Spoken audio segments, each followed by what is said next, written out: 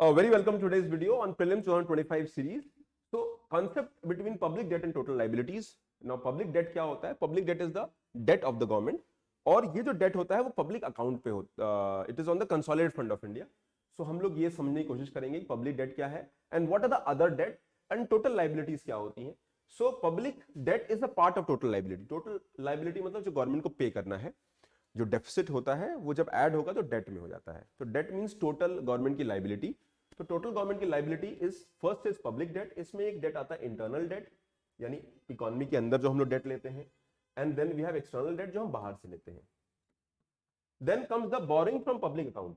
Now government, ये जो public debt होता है ये this is charged on CFI, consolidated fund of India, article 266 of Indian constitution.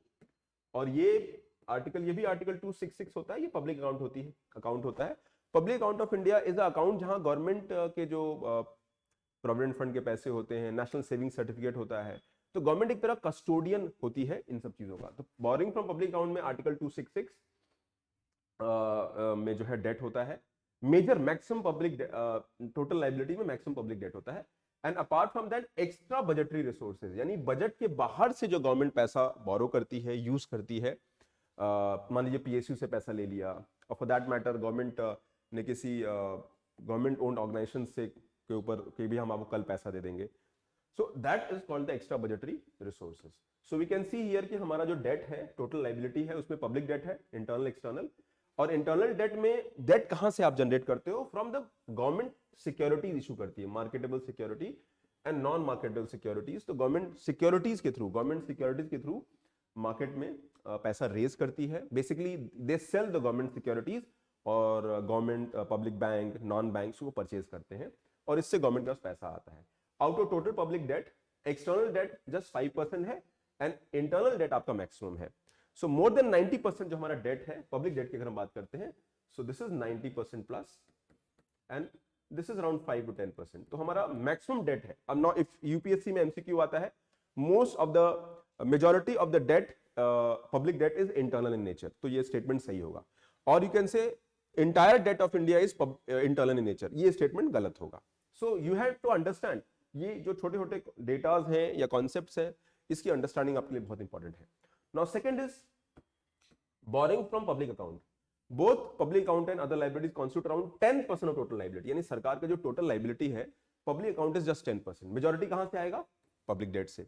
तो टोटल लाइबिलिटी में 10% आपका पब्लिक अकाउंट से आएगा. दिस इज ओवरऑल, ये 10% हो गया.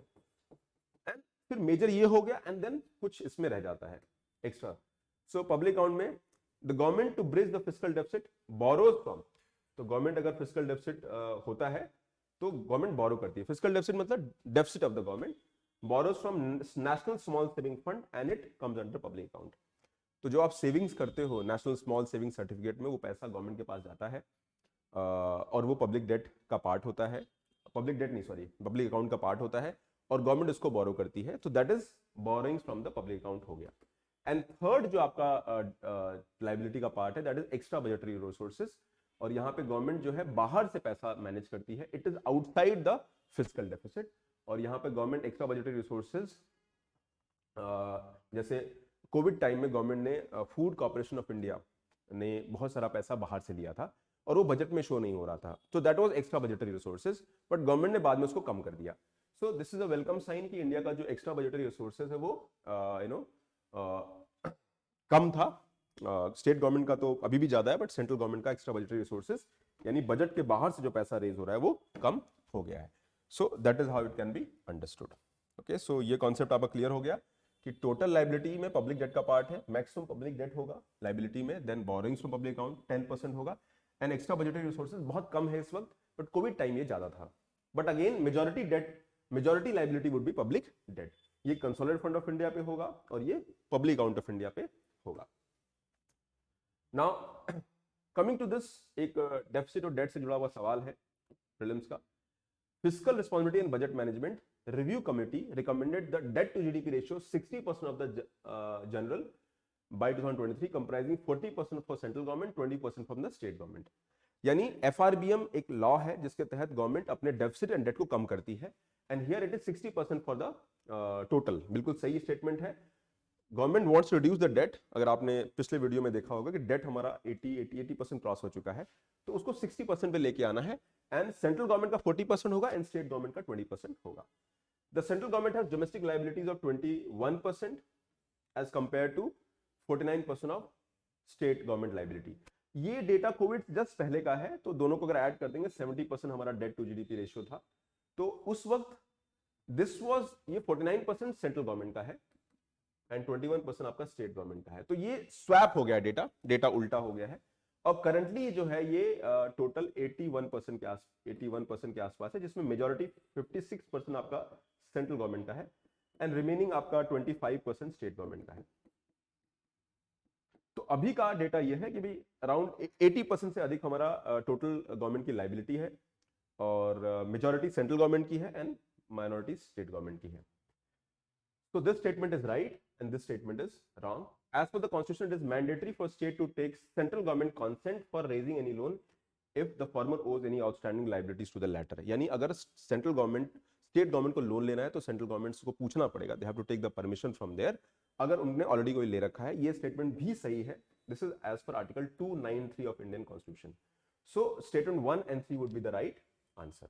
तो इस तरह के क्वेश्चंस आपके आएंगे तभी, बिकॉज ये इकोनॉमी के ट्रेंड्स पे क्वेश्चंस होते हैं and there by it is important that you understand the concept and be able to solve it. So this इसमें आपका 1 and 3 आपका आंसर होगा।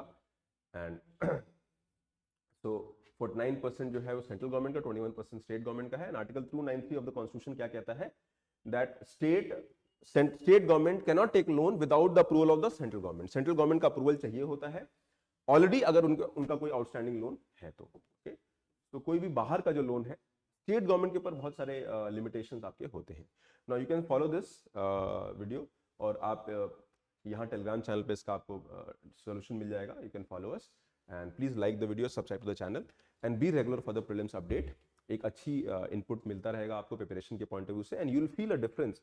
तो इकोनॉमी के कॉन्सेप्ट्स मैं कवर कराऊंगा and all the important news of the last 1.5 year मैं cover करूंगा एक कॉन्सेप्ट करके, but will be thorough and you can put your comments also if you need further inputs. God bless you. Take care. Bye.